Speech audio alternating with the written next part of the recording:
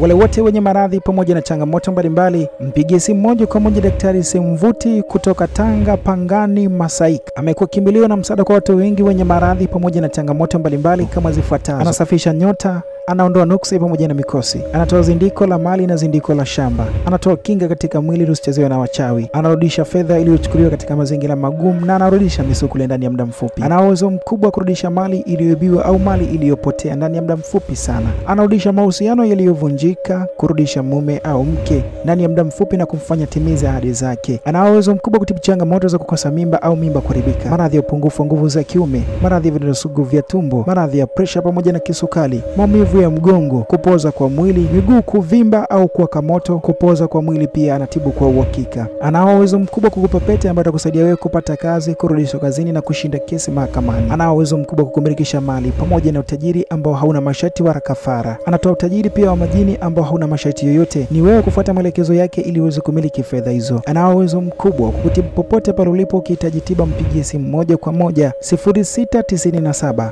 381 484, WhatsApp namba 0719 933 480.